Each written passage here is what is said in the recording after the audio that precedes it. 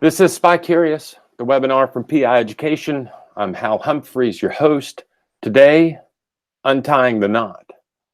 We're talking today about how to best manage the process of helping someone get out of a bad situation.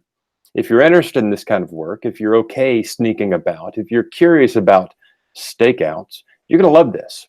We also offer an in-depth course on this topic. It's called Untying the Knot, a guide to investigating troubled relationships. It's worth 6 hours of continuing education credit.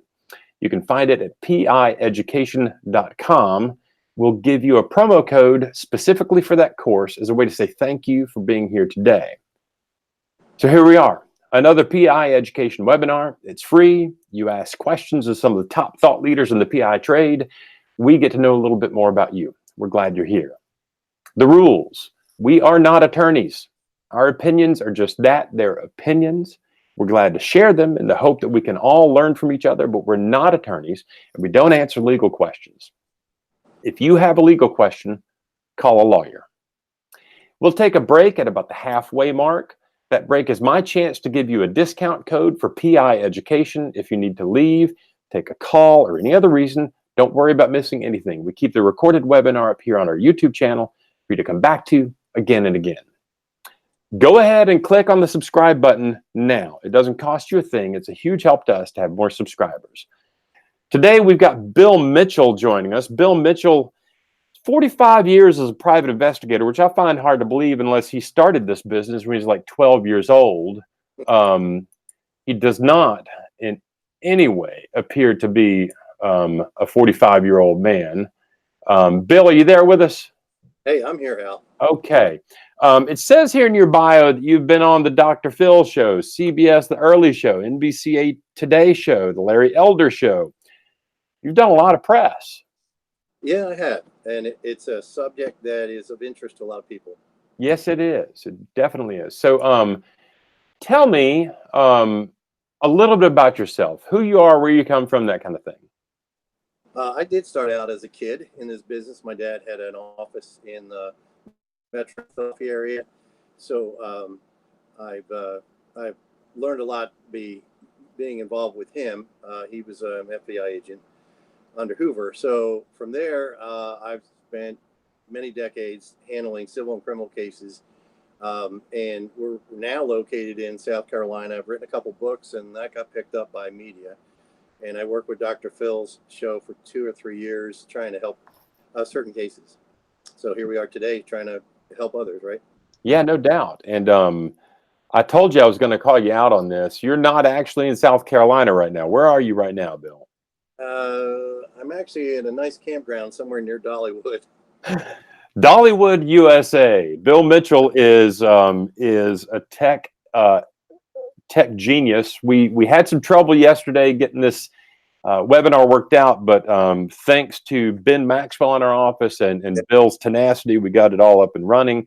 And you know, for the tech geeks out there, Bill is doing this webinar from an RV near Dollywood. He's using his iPad and the campground Wi-Fi. So, you know, welcome to the 20 whatever century. We're excited to be here. So, Bill, we're talking today about domestic investigations. Is that correct? That's right. Okay. Let's just kind of go down. You put together kind of a bullet point list for us. Let's just kind of go down that list and cover the things that you want to talk about.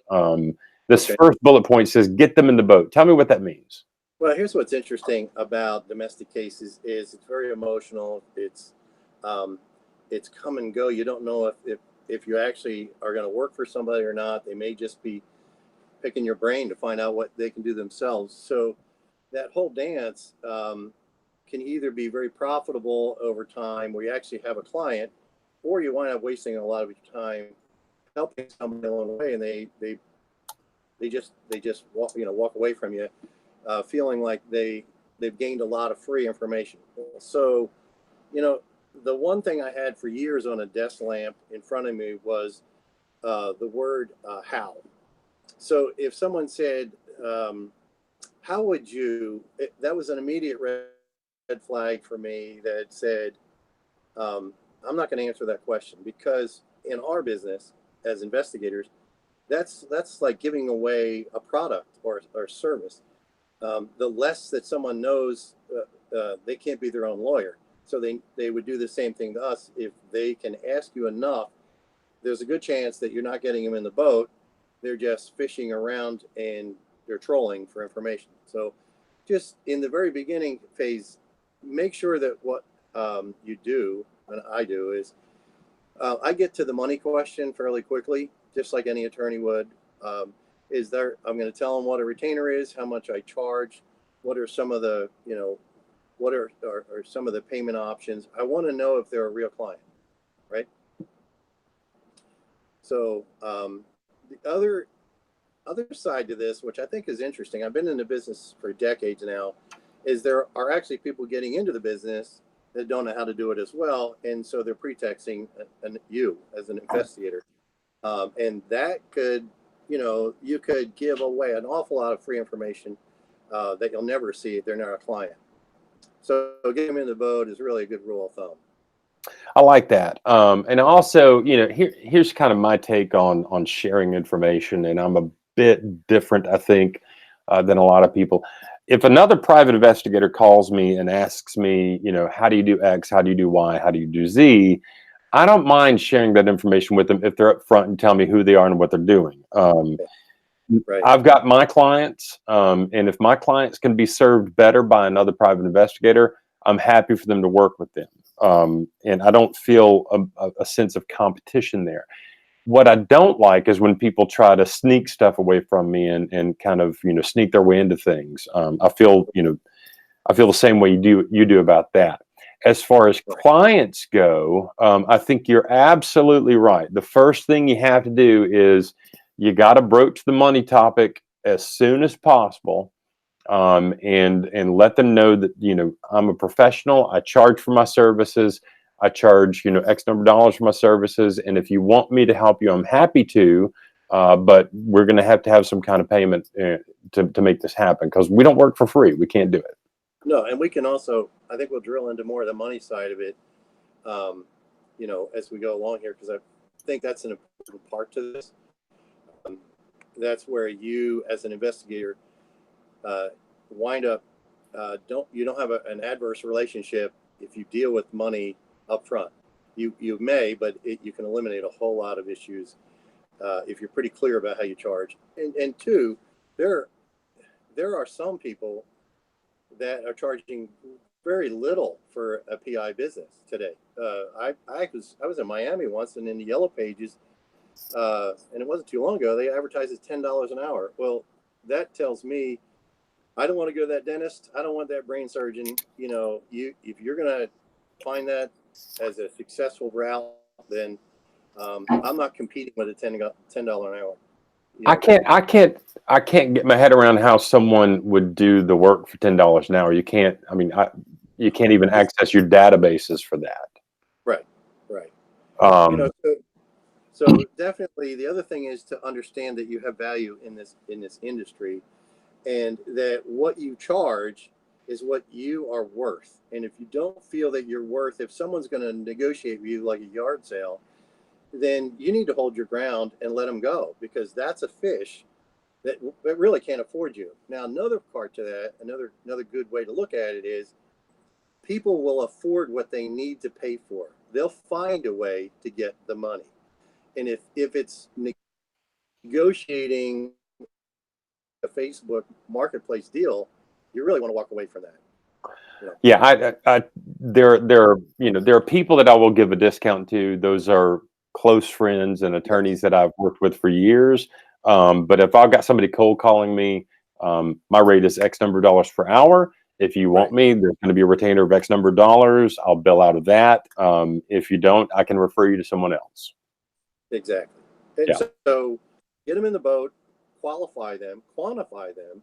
And here's one more thing, and I think this is something that has really resonated with me for the years. My father used to say, "You charge what the highway will bear." Interesting concept, because think about it. If in some cases you're on a marginal profit structure, in other cases they can afford you. And so if for example, I had in last year, I had a case where I had to hire a yacht. I had 5 investigators in Hollywood. We chased someone down for a weekend. The yacht alone was 26 grand. So if I had said, we'll do this for a budget, I would have lost money on it, and it would have been, one of those big mistakes I made. The highway could afford it. They wanted the information. And I think most people at the end of the day feel like they're getting what they pay for. And if you sell your services too cheap, people will tend to not take your work as seriously. Exactly, especially when they go to refer you. Yeah. Let me ask you this, Bill. Do you work directly with individuals, or do you like to work? Do you prefer to work through attorneys' offices? How do you like to do that? I've done both, Hal. I think in many situations, if I like the attorney and I want to refer that attorney, definitely that's a sweet spot. That's a great place to be. Um, and then also they're more successful because they count on your information, and it makes you more successful. The case doesn't get derailed as easily. I do like to work for some people, and then there are some abusive clients, and you'll see they'll come down the road, and you'll be hopeful. You'll hope that you don't get a lot of them, but then there are others that are just an open book. They take your word for what you say. If you're honest with them, the relationships are wonderful. Sure. In a hard situation. Sure. Let me ask you this. One of the things that I try to tell my client, I prefer personally to work through an attorney for a couple of reasons. Um, Number one, the attorneys that I work with, I know they're going to get me paid, and I know Right. that, and I'm fine with telling the client, you can put my fee in trust at the attorney's office, and the attorney can pay me out of that trust account. I don't mind that at all, as long as I know the attorney has the money. Um, Right. but my problem comes in if I'm working for an individual and they've paid a retainer and you get close to it or whatever, or maybe even you go over, which I think happens quite often, Right. and they can't come up with the next little bit. Right. The other question I have is, if I'm working for the attorney and I'm contracted with the attorney, is there a little bit more protection as far as discoverability and work product there? Well, now that has a potential to go either way. And there are some attorneys that have said to me, I don't want a report at this moment. Okay. Because then they wind up controlling the flow of discovery, where if a report is already produced, it's in their hands, they have to comply if the demand is made of them. So that could work either way, Hal. But I do prefer working for attorneys over individuals. Okay. Let's talk a little bit about, I want to move on to contract. Let's talk about the contract and how do you set that up? What are you looking for in your contract? So right up front, I'm making sure that my company as a company is engaged to that individual as a client. So I want that contractual relationship in place for the reason that it's an LLC. I want the protection to take me away from that legal connection should something go wrong. It rarely has, but it's just the right place to go. And then there are a number of issues that are going to clarify um, the the type of services that we're going to provide: surveillance, court testimony, any other discovery, record searches, background. I want to be able to say that if I charge you, it's because of X, Y, and Z. And then the other side to that is I actually will drill into the level of communications. If you text me nowadays, that's a bill. That could be, who cares, 10 minutes, right? I can't tell you how many cases, because in this business, you could actually be so kind and so friendly that you're really not getting paid for all the time you're spending responding. And you're at home, you're with family. What's going on? Where are they? Do you know? Can you're working. So I want to say that any type of communication is either phone or written with you or your attorney or representatives, I'm billing you for it. Another part to it is the hazards, and I know this is really important. is that you want the client to say, are there any known hazards that you have to tell me about? Either party, their spouse or the co-respondent. Do they have any domestic violence paperwork on them? Do they know of any charges against either of those parties or unknowns? Do they carry a weapon? So you really want to make sure that you're protected. You're not blindsided, and you're not putting yourself in harm's way because you didn't ask. Sure, and I worked a case several years ago where the client had a history of domestic violence, Right. or not domestic violence. Just I think he had an aggravated assault charge or something against him, Right. and the lawyer called me one afternoon and said, "Hey, so and so client is going over to the ex-wife's house. Her boyfriend is there. Can you call him, tell him to stop?" So I call the guy, and he says, "I'm going to go take care of this." And he goes over with a baseball bat, Oh, geez. and he gets his baseball bat out, and he approaches the boyfriend, who promptly takes the baseball bat away from him and beats him with it and puts him in the hospital. So you need to know, all of the players involved and kind of what their, stuff is like. Yeah, and Stephanie just sent us a little note saying, make sure there's a domestic violence clause or language in the retainer. Those are the kind of things we have to know up front. Exactly. And so you're positioning yourself as an independent observer, not to step in a bear trap, and just having the dialogue when you're running through this contract agreement can stimulate that conversation. So you really want that as almost a reminder to yourself. What am I, over the years, you have the same contract. There are some things you forget. And that's one way to say, you know what, let me step back here. This is another case, another potential with damage to it. So I'm gonna ask. Right.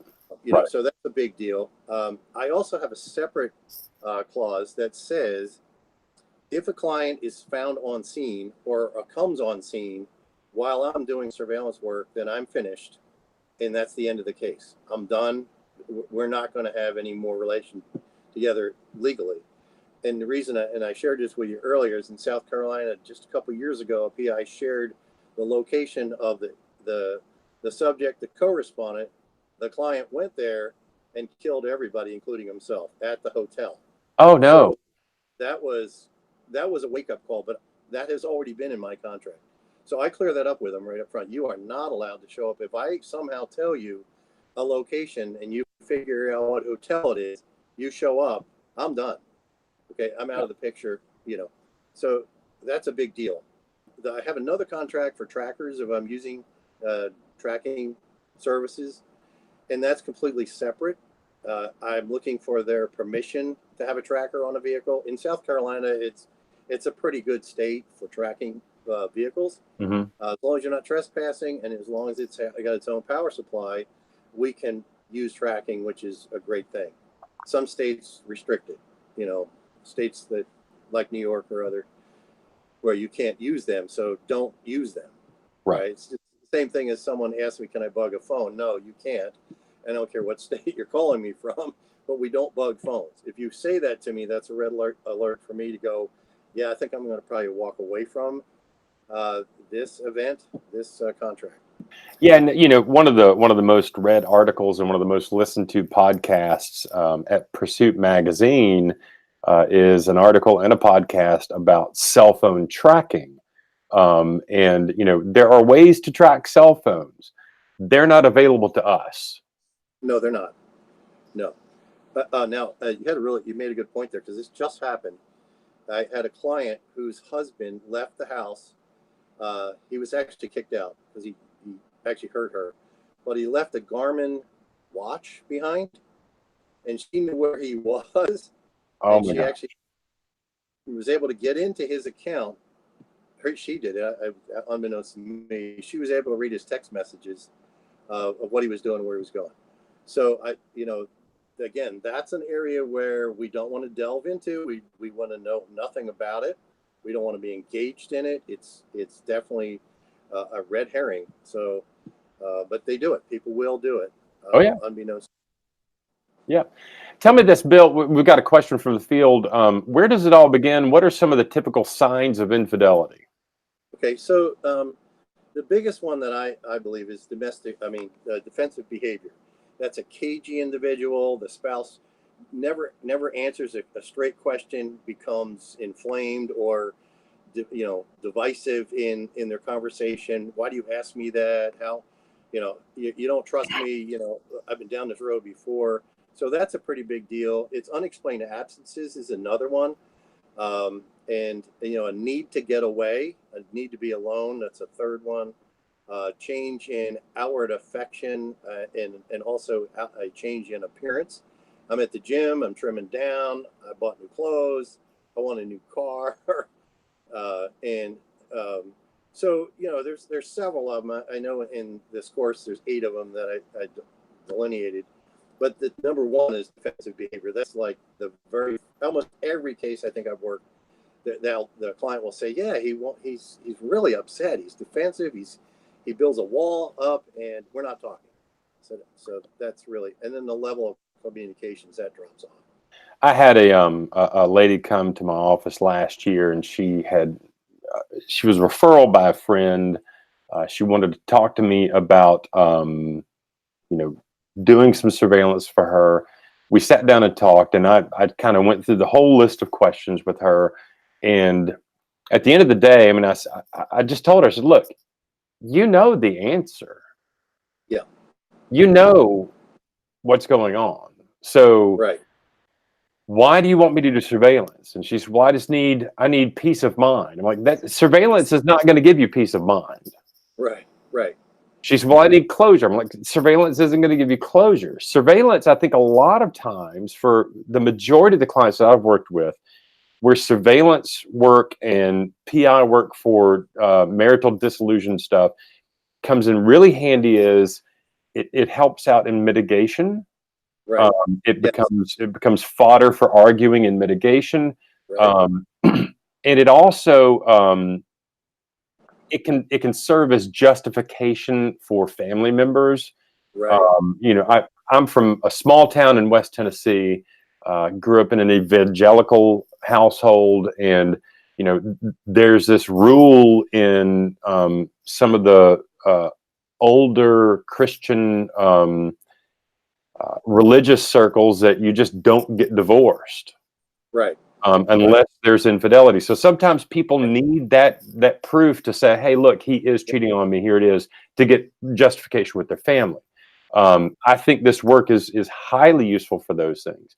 But I caution my clients, it's not going to make you feel better to see these pictures. No, and Hal, I think it can be boiled down to 2 reasons. One is for evidence, leverage, mediation. That is a big deal. And it does have a lot of weight to it because it's dirty hands in court. The second part is a really strong need to know. They're already feeling the toothache. They know there's a problem, and they want you to say yes. Now, go a little further than that, is if they're wrong and it's not a toothache, and I'll give you a good example. I had a guy that we followed out in Washington State, and he was gambling. He was disappearing. He was away from her. He didn't want to know her. She couldn't find the passwords. He was gambling. And so that would have really led her down making a choice to divorce when in fact he had another completely different issue going on. Yeah. So need to know and legal. Yeah, no doubt. Got another question from the field. What type of evidence does an investigator gather in a domestic investigation? So what are you getting for people? Okay, so you want to prove intent, that they met not haphazardly. They intentionally rendezvoused somewhere. You want to show inclination, so that it's not a platonic, it's not a relationship, it's not a business meeting. It's physical, and then opportunity, a time and a place where they can be alone to be physical. There's no kids in a room. There's no visitors. It's a hotel, it's a motel, it's an apartment, it's a house. The lights go off, they stay off, spend the night, change of clothes, come out wearing different garb. I had one where I followed someone to a hotel. They both came out with soaking wet hair in the morning and different clothes on. So it's really, that's the kind of proof, because it's circumstantial in nature and you're trying to convince a judge, not the whole world. The judge wants to know, did this give me enough to make a rendering? And that's your goal. Yeah. Okay.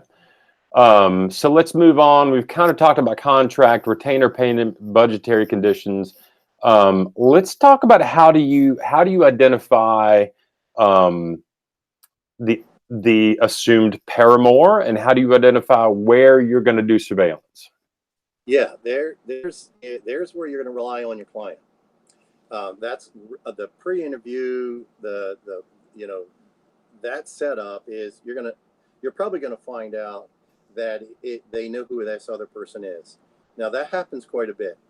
Um, in this course, I talk about the the probability of where this other person comes from. Usually, 80% of the time, it's another worker, co-worker, business partner, someone that they meet on a daily basis.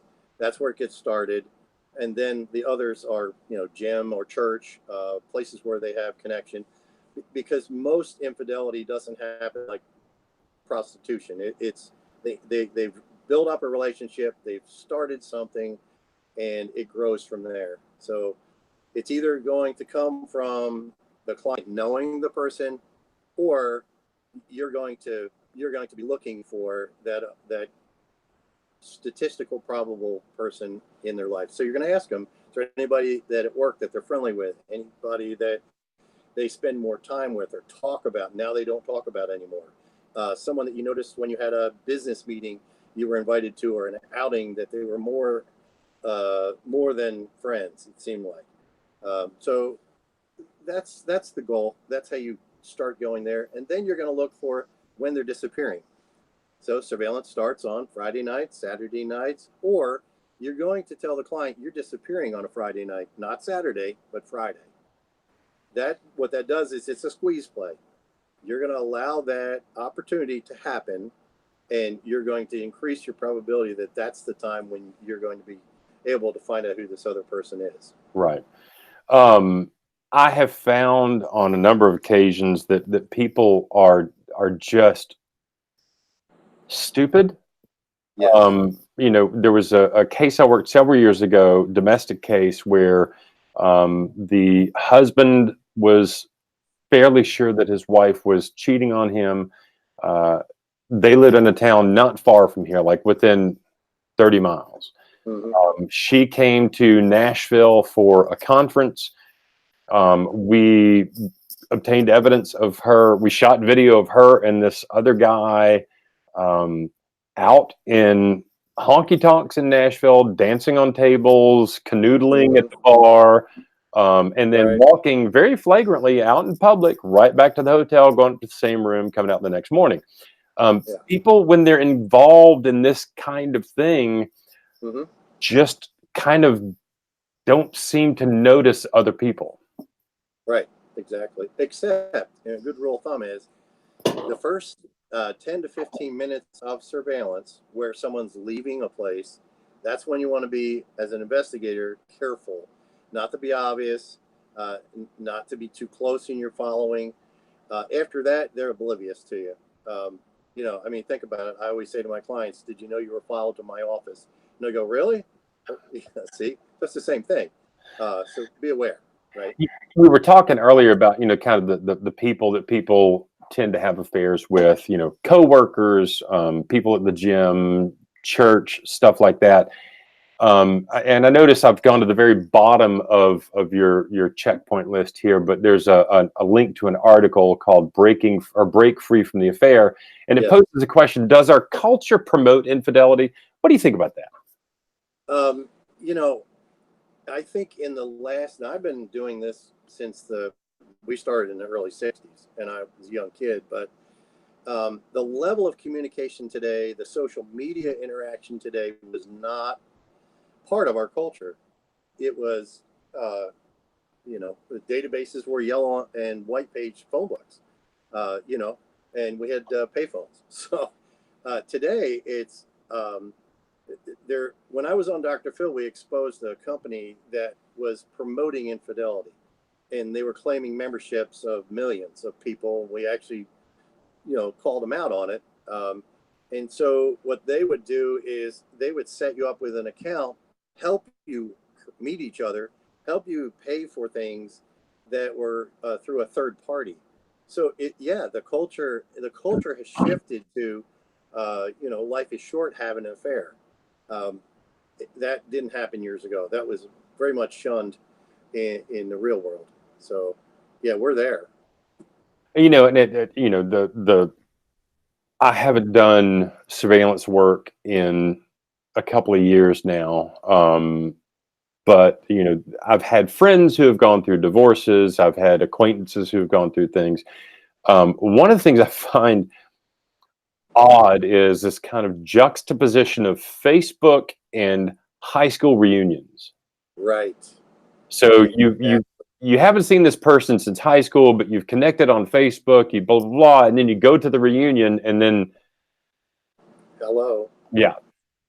Hey, one other point that's really important there is the spouse who's cheating tends to put up a pretty much Fort Knox security program on their phones, on their iPads, on their computers. They lock the spouse out. They change passwords. They sleep with their phone. They get a waterproof phone if they have to take it in the shower.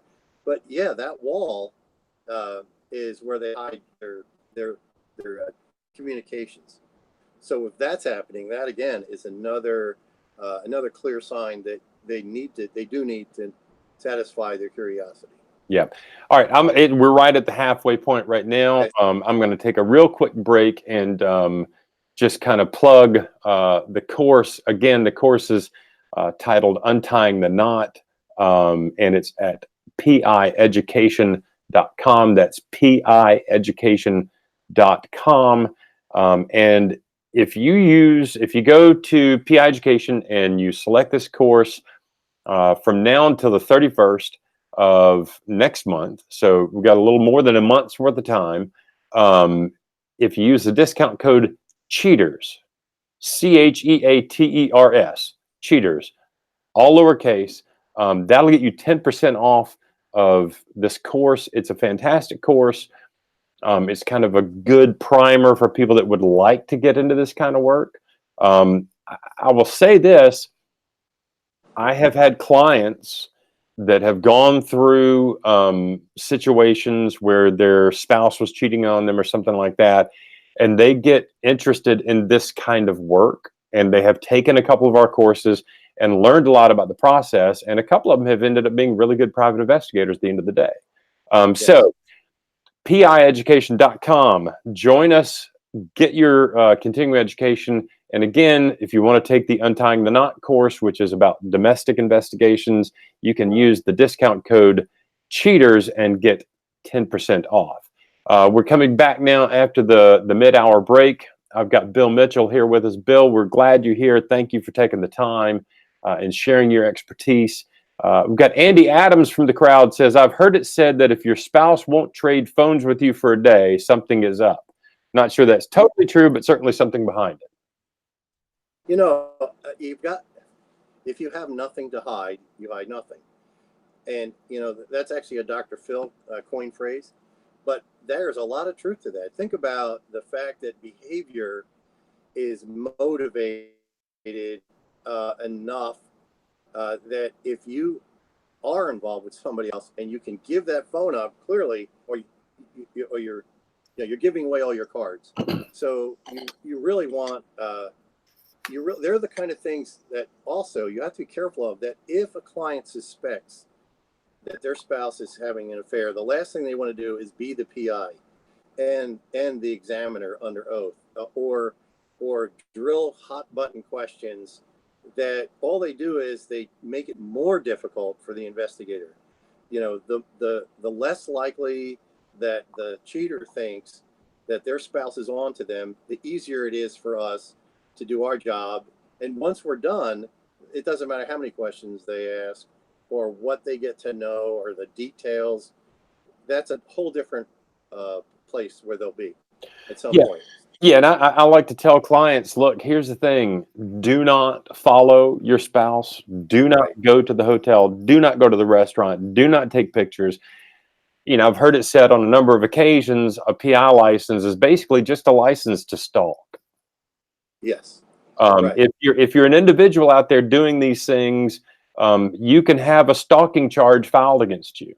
Exactly. Don't be your own investigator. Number one, you look like a Yeah. an idiot. Number two, um, it's not as easy to use it in court. I mean, you can get up and say, I saw him doing X, Y, or Z, but I'm an independent third party. I don't have Exactly. a dog in the fight. And So, how they also have bias. They have something to gain. It's often in financial. So if you are the one that corrupts that evidence and is the first one to see it, then you're actually losing out because you took that advantage away from yourself. So bias is clearly going to factor in. The other thing too that I think is pretty important is clients need to learn that confidentiality goes both ways. That it's our job to be careful who we talk to, who we know, who's involved, when it's shared, who our information is shared with. It's just as important for them to say, or for them to not tell anybody, because the rule of thumb is I can keep the secret. It's the person I told it to. So if you go share it with your family members, your brother, sister, the girl across the street who's going to be so helpful in holding your hand, there's a good chance you're going to undermine your own uh, progress. yeah. Yeah, no doubt. We've got another question from the field. Sherry Sullivan says she'd like to hear some tips on monitoring social media. On monitoring social media, well, um, the go-to place today is Instagram. Facebook is definitely in the running, but Instagram has become a the the go-to place for information. So you definitely want to see if you can find an Instagram account. Um, there are ways to actually discover what's going on on your own computer. You can do a logging system where you can see what was done on a computer. You cannot hack into your own husband or wife's computer, because if it's been password protected, you're violating the law. They have that right to privacy. So you definitely want to go in that direction. And um, there's one thing that I thought was really interesting is if you do find photos, there's a website called tineye.com. Uh, two words together, tineye. You can upload that image that you found on Instagram, and it will show you where that came from, where it's posted on the internet. So if it's multiple sites, then maybe it's not something of relevance. But there actually have been times when you get the latitude and longitude and the data information on that image, when it was taken, where it was taken. So if you do come across images, save them, and definitely back anything up that you see. Do a screenshot. If you've developed something that looks important, or a text message, screenshot it. Even screenshot a cell phone that's been used and is open, because it's going to get erased. And to pay an attorney to try to discover text messages from Verizon or Sprint is a massive undertaking, and oftentimes that's bye-bye in 30 days. So I used to have a list of the cell phone text storage for the various providers, and some of them are up to 10 days, but I don't think Right. anybody is longer than that. Now, if there's a text message in someone's iPhone or in their Google Chat or whatever, that may be on their device, but the carrier will not keep it very long. No, I know that T-Mobile, I think, is like 3 days, and it rolls off their servers. It just burns up a lot of server space. correct. Yeah. What about Snapchat? Do you see cheaters using Snapchat? It's interesting. What I find they do is they'll get themselves a burner phone, and you're not going to even see what's on a cell phone.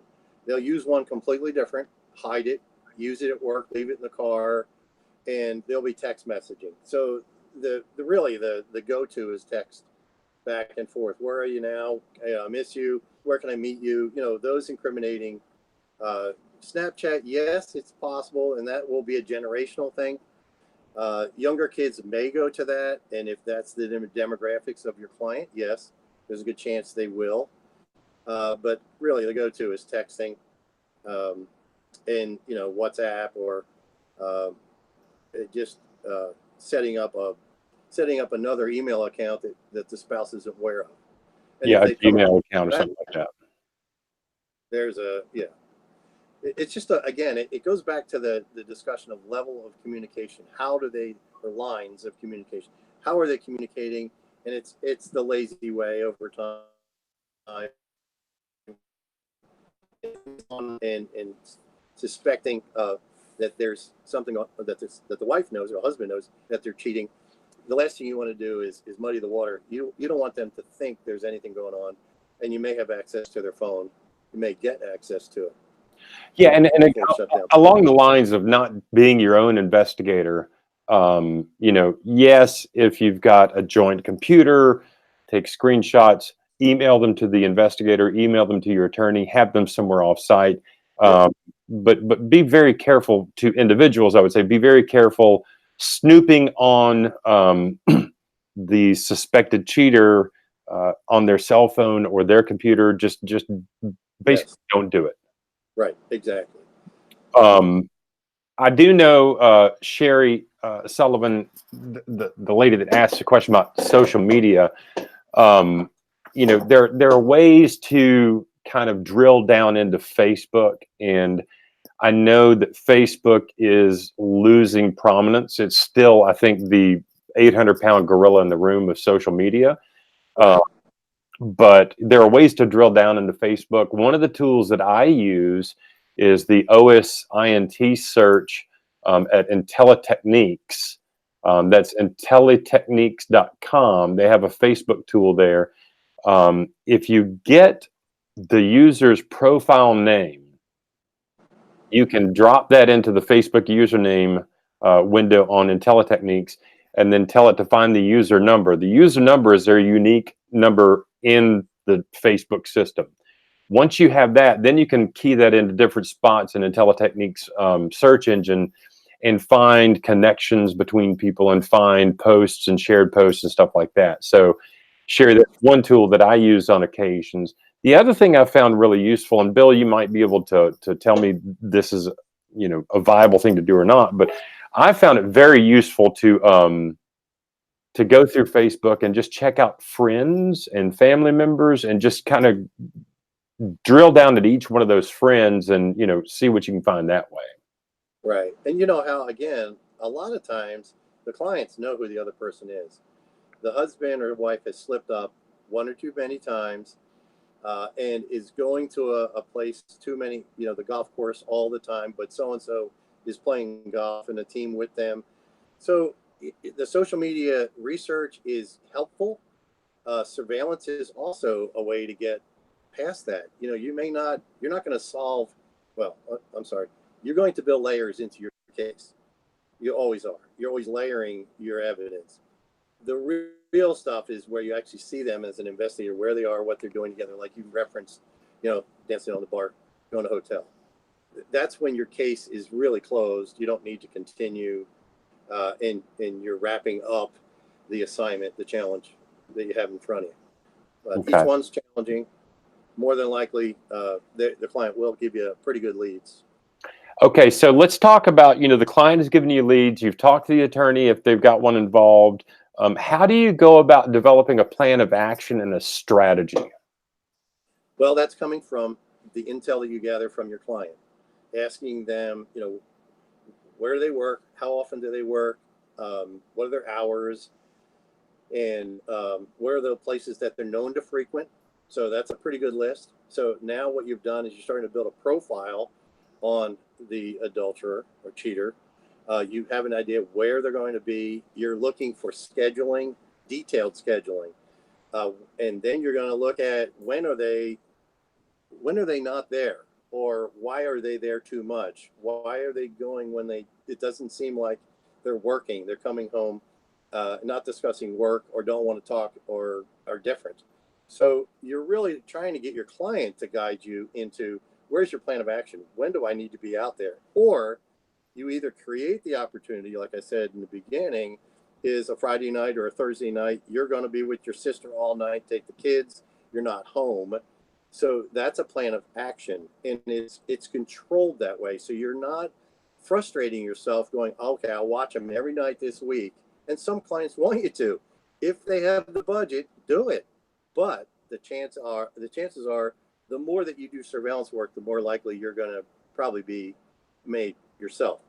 So you're looking to narrow down the strategy, the time, the plans, the amount of time you're on the clock so you can be successful. And then what we do with our trackers is we may let that car go for 2 weeks and do nothing and just say, look, the plan is nothing. We're going to watch and see where they go. And they may lead us to the barn. The horse goes back to the barn, so to speak. So that's what you're trying to find out. And you're trying to discover addresses that were not known to a client. There you go. As the investigator, that's where you're going to focus your effort, your time. You can take and look at those addresses either by doing a Google search on them, a Google Earth, or you're going to go by those addresses and discover what vehicles are there, take pictures of them, and use that in relation to what comes in the next phases of your research. Does that make sense? Totally, makes perfect sense. Now we've talked about kind of the 10 to 15 minute wait rule, building layers of proof. I want to talk about equipment for surveillance because I know a lot of the private investigators out there spend a lot of time talking about the best equipment to use, best camera to use for surveillance. Well, one that's portable, one that's small, one that you could possibly, yeah. Had a case that I hired a guy in Vegas, and he sat at a bar, and I was going to meet up with him, and he had his camera sitting on the bar. It was a video camera, so that wasn't covert at all. You need something that's small enough that Sony's make good Canon and Sony make very good cameras that will do a low light situation, or that have a good zoom to them. And here's the problem with doing a punch list of equipment. Every season there's new ones, so yeah, you can go on some of these sites and find who likes this the best, and there are some very good ones. It's going to depend on your budget as well. So you really want something that's versatile, that's easy to use, that's a known brand. Now I like to stay with the known brands just because their software works well when you're using them, and they hold a lot of memory. So that's one direction. There are a lot of really good cameras, covert cameras, that keep changing. I've seen one that's a water bottle that you can put on a counter. Well, that's a good one, and that could be used in certain circumstances. So you're really going to have some of those available. The real small ones, cell phones that you flip upside down and they constantly record on the other side, unbeknownst to the person at the table to your right or left. They work really well. I did the last surveillance job I did was about 2 years ago, and the entirety of the surveillance job was done with this. Yeah. Like everything I did was on the cell phone. Yes. Every photograph, every video, I was able to use the entire time, and that went to court. I had to testify, and I was able to present the information. Yes. It's date and time stamped. It's ready to go. It's a fantastic tool, and anymore, the image quality on these cell phone cameras is fantastic. And you can actually buy adapters that go on an iPhone that'll give you an amazing range. The other thing that you can do with an iWatch is you can control the iPhone from your iWatch. So you can sync the two up, put the iPhone in a position where its field of view is what we want, and start it from your iWatch. So nice. It doesn't look like you're playing with your phone all the time. All right, talk to me a little bit about editing video. Once you get like hours and hours of video, do you present the whole thing to the judge, or do you just present the highlights? You do two versions. Okay. You do the significant findings version, right? And I use a program called Final Cut Pro or X, it's fairly expensive and a little bit awkward to get to know it, but it's fabulous for that kind of thing. Plus, I'll delete any audio from the file. And once I give the client their version of it, it's just strictly footage. I will also put a predication introduction of my company taken by, location, those kind of things. And at the end, I will put my company again, like a bookend, so that, and with a contact information on the back end. So if a judge does look at it, they know it was done legitimately by an investigator, and they could, if they wanted to have me come and look at it or present it, or I present it, it's my product. Sure.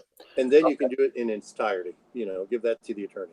Yeah, I mean, I always give the attorney the full thing and say, look, the good stuff is here, here, and here. I also give them, I just call it a highlights reel. Like we had a case several years ago where a lady was accused of smoking weed while she was at home with the kids by herself. And, we got, I don't know, 70 something hours of video of her smoking weed. Now it was like a little bit here, a little bit here, a little bit here. So when we put it together, it was about 3 minutes of just hit, hit, hit, hit, Right. hit. Right. And it ended up having a rhythm to it. So I put it to the tune of the Grateful Dead's Casey Jones driving that train high on cocaine. But yeah, you can have fun with stuff. But here's the thing: when you're supplying stuff for the court, when you're supplying stuff for your attorneys, you want to have the raw, unedited version, and you want to have the highlights reel or the significant findings reel Right. that is date and time stamped, and you want to be able to back up everything that you show and everything that you present. And another thing that I found works really well is there are labels that you can put on a CD, and you take an image off of that real footage, the most damning, hotel room, whatever it is with them, and you glue that to the front with their name, the subject's name, the location on it, and your company name, and it sits in a clear, visible envelope to be put on a desk. As oops, we don't want that to be displayed. I've had cases settle out of court when the other side got a copy. Yeah, no doubt, absolutely brilliant. Moving on, I think oddly enough, we've been kind of going back and forth and around Robin Hood's barn here, but we've covered a good portion of the points in the bullet points. Yeah. I do want to talk about gate code workarounds. This is something that I have to deal with in witness locates and interviews a lot. You get to an apartment complex and there's a gate shut there. The easiest thing I found is there's usually a pullout near the gate. Wait till somebody goes in and come in right behind them.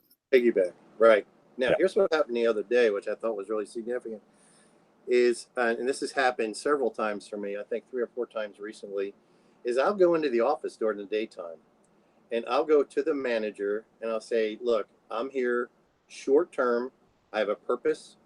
I'll probably be done in a week or 2. Can I have a gate code after hours? And surprisingly, absolutely, here you go. I'll show my ID. In our state we have a badge and all that. So I'll let them know that I don't plan on giving it out. And I can't tell you how many times they go, yeah, go ahead. I'm giving you permission to get in. So now I can do surveillance and not tamper with the trespassing notice that is posted. Or the next thing is, you may know somebody that lives in there or had lived in there in your network of people, and get a code from them to get you in. I actually found a hairdresser that used to live in that apartment complex and said, yeah, sure, here's the code. So I got permission once again. You definitely may sit a while in that pull off, but you may also find that during rush hour, the gate's open, or it's open during the day. You can get in early. You may have to spend a couple hours waiting, where you wouldn't have got in later after, say, 7 o'clock. Yeah. Okay. So next thing, daily reporting and billing. Do you report to your clients on a daily basis? Do you report once a week? Do you kind of define that up front? Yeah, I will tell them that I'll communicate with them on a daily basis if there's something I need to tell them. I will also be careful how I tell them what I'm going to let them know. Again, I don't want them to know more than they should, so I control the flow of data that's been discovered. I may also need their help to text their spouse and say, hey, coming home when you come home from work. So in a daily basis, I'm probably in touch, probably more than most. I don't find that to be an issue, but I also find that in, say, a texting world, I'm documenting how much time I'm spending on a case. I don't have to go back and look at my note for that piece of paper that I wrote it down on, that notepad I had it on, that file it's in. I can recall uh, verbatim where I was and how I was, trying to discover information. So you want to also, I think, more importantly too, Hal, is letting a case get away from you financially. So the more that you are daily reporting to yourself about how much time you're spending on a job, it's not going to be like the guy that put a gutter system in and realized, oh my gosh, I'm losing money on this. I spent way too much time perfecting this and that. I didn't keep track of it. So if you daily to yourself, this is where I am with this case, you're actually going to be in business longer than you think. Yeah, no doubt. Well, Bill, we're pushing right up against the end of the hour. I really appreciate you taking the time to do this with us today. I know you're on vacation. Thank you for taking time away from your family to do this webinar with us. It's a fantastic topic for people that want to get into the PI trade. It's also useful for people that are going through a bad situation, want to know kind of how we work as private investigators. Glad to be here, Hal. Very Anytime. good. One more time for the folks in the crowd, this is the PI Education Webinar Spy Curious. We have been joined today by Bill Mitchell. He is a 45-year veteran of the PI trade. He is good. He knows what he's doing. He's been doing it a long time. This webinar will stay up into perpetuity. You can come here to our YouTube channel and watch it anytime you want to. Also, if you would like to take a longer course on this topic, pieducation.com has a course called Untying the Knot, and it is on sale from now until the end of next month. If you use the discount code CHEATERS, you'll get 10% off, and I think that's a pretty good deal. Again, for those folks in the room, if you haven't done it yet, go click on the subscribe button on YouTube. It doesn't cost you a thing. It helps us out a great deal. It's just underneath the video screen there. Click subscribe. We'd love to have you as a subscriber. And again, Bill, thanks so much for joining us. I hope you have a great weekend and good vacation. Thank you. Great All right. discussion. All right. Thank you.